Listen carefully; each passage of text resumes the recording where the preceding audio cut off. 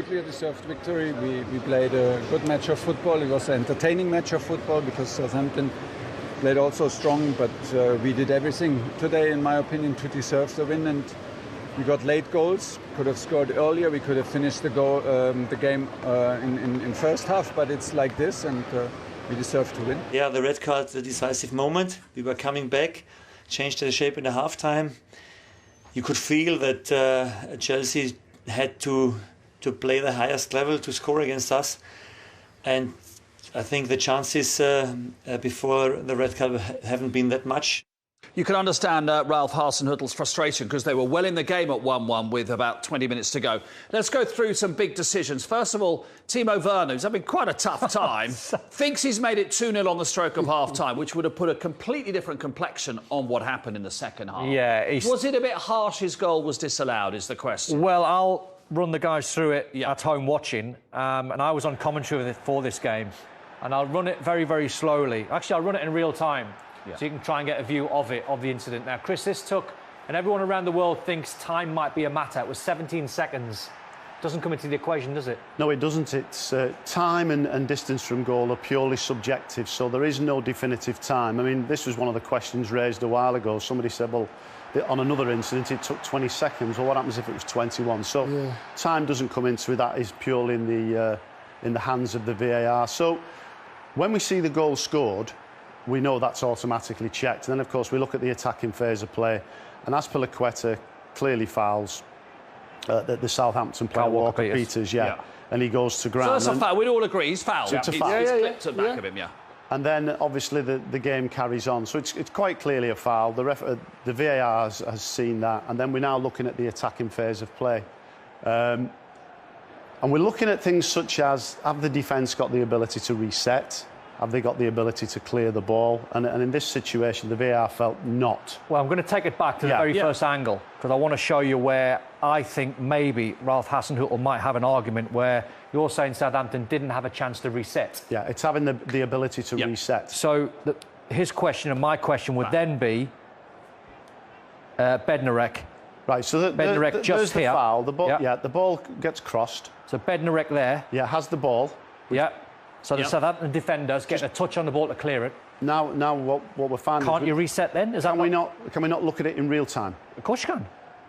You just bossed me around. Absolutely in real time. You're on me today. We're breaking this down. Right. You want it in real time? You've been tough on me today, so Go I'm on. going to get my own back. Real time. Let it run in real time. And we're thinking about... So there's a foul. Do Southampton have the chance to reset? Do they have the ability to reset? So the ball comes in, the ball hits, goes straight back to a Chelsea player. Lukaku now challenges for the ball. The ball's still there. It hasn't gone anywhere. It's still hanging in and around the penalty area, and they score. It's 17 seconds from the foul to the ball going in the back of the net. And as I said to you, Don, it is a purely subjective decision. The VAR on this occasion's refereed over 500 Premier League matches. I think, in fairness, it's right on the edge of where we are with time. So if Ralph Hasenhüttl was standing here now, and he says to you, yeah, but my centre-half, Bednarek, cleared it, what would you say to him? Well, the ball went back to the Chelsea player, didn't it?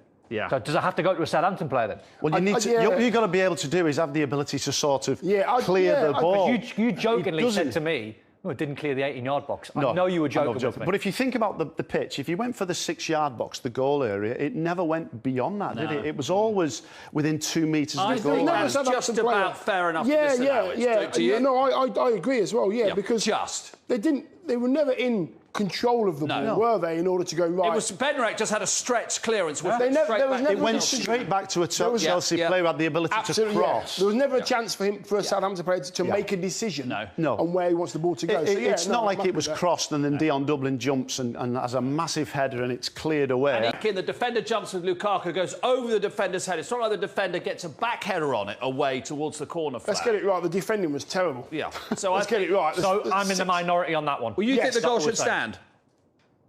No, it's a tester. I think it's just... I'm just disallowed. Are you just disallowed? Just disallowed. It's a definite foul. Do you remember on Kyle Walker-Peters? Do you remember the one this season at Man City Norwich? And there was a foul in front of the dugouts and players stopped and the game carried on. And then the goal was scored. We went, hang on. There was a foul in the build-up. So the attacking phase of play and these decisions are always going to provoke discussion. We're always going to debate them. Time is is something we don't really look at. Because it's subjective and distance from. To the letter of the law, that's correct. Yeah, but it's right on the It's right there. It's on the cusp. cusp. Difficult, isn't it? It's on the cusp. And who makes that decision then? Is it the referee that makes that decision? No, the VAR. But what happened was, because there was a foul, he sent Martin Atkinson over to look at it. Oh, because it I has see. to be a clear foul. And I think there was no problem with the foul. I think it was. There was a foul. Oh, it was a definite foul. Okay. Yeah. And a definite foul for the Southampton penalty. Chilwell's challenge actually is a man who's played very little football in the last few months. This is a referee's dream. Because if you can try and keep an eye on anyone's faces in the stadium, look at them, look at the Chelsea fans. Yeah. Oh no! There might be, I'm not sure if there's another angle. He gets done, Livramento does really well. Watch the faces. Now watch the faces. Watch the reaction of the fans. Look. Watch them all. Look, they all know it's hands on heads. It's like, it's a pen. That's a pen, definitely. 1,000,000%. It is. Don? Yes? I've got a question for Dion. Ooh. In that situation, Dion, I've always wanted to know, why does a defender make that challenge? Desperation. Okay. He's been done. I mean, to be honest with you, the turn is as slow as you like. He doesn't turn very quickly. He's not had much football. No. Chilwell's not, so he can't play the season. Don spoke about ladders and quick feet. He hasn't done that for a few weeks. So now, if I'm in the minority on the first one, I'm pretty sure I'm going to be shot down in flames. In this one? On the James Ward-Prowse one. Oh, OK. Oh, yeah. Well, you see, back to this one here, right, the Chilwell one. If he tackles ahead of the ball, the ball will come to him. What he tries to do, he tries to tackle the ball and the man at the same time. When you're trying to tackle down the line and you're lunging, tackle ahead of the ball and the ball will come to you. That's just the way to do it. That's just the way you're taught. Coach D. So, tackle the space, the ball will arrive. Correct. I'm probably going to say things that I stand by, and I said it in commentary, and I know I'm going to sound like a fool, and I know I'm going to be in the minority, but I felt in real time James Ward-Prowse was a little bit unlucky. And the reason why I said he's a little bit unlucky, you can see Southampton putting a press on Chelsea, and they've done this fantastic all game. Yes. Now, Mendy... Because it's 1-1, so Southampton's blood's up, isn't it? In a good way. All of the great bits for Southampton, you know, putting pressure on, squeezing players.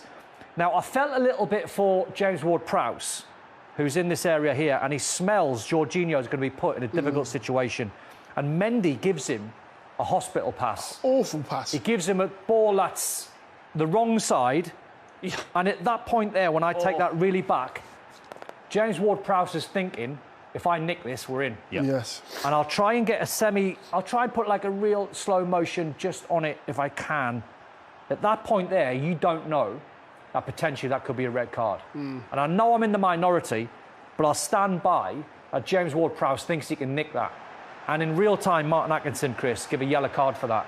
He did. I got sent this clip on Saturday afternoon to look at. And as soon as I watched it in real time, and I only watched it once, I actually went, red card. Red card. It was one of those that just jumped out to me to go, and you'll see the contact there. You know, and Martin Atkinson, who's obviously on the pitch at the time, has got a different angle to me, sees what he sees. VAR recommends a review. I think this is excellent use of the RRA. Now, what I would say is, and I'm very balanced, I don't criticise refs or VAR. On the odd occasion, you do.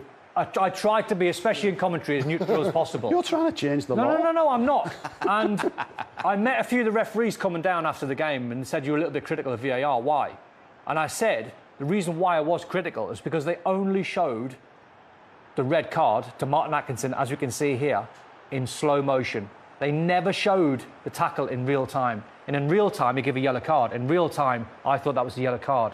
So I thought Martin Atkinson didn't get enough information. He should have been shown that tackle in real time. Well, would that make any difference? No, you look at it in real time, you look at it in slow motion. Slow motion is there to look at the point of contact, so it's definitive, so you can actually see where the challenge was made. He's gone to the screen. Don't forget as well, you know, the referee has the final decision. If he felt as though he was comfortable with red, he could stay with it. But for me, on first viewing, and I'll stand by it, I think it's really unlucky, but it's a red. I think it's really unlucky. It is a red. Intent doesn't mean anything in the law, we know that, but it's a red. It's a red, He got it wrong, and I know exactly what you're saying. He's thinking, I'll tell you what, if I get there, I could get there, I can get there. I can't get there. Shall I just sort of moonwalk out the shot? No, because the intent is good. It's not there to hurt. Got it wrong. I'm just thinking, if I'm James Ward-Prowse, I'm thinking I can get that. Yeah, of course. You're just furious with the goalkeeper, aren't you? Yes, because you give his mate a terrible ball. Well, in the end, actually, he got sent off, and Chelsea had a man advantage, and it changed the game. If it stayed 1-1 with the last 15 minutes, 11v11, Who knows? Well, they copied the blueprint of what Man City done and what Juve done. Yeah. And worked. Absolutely.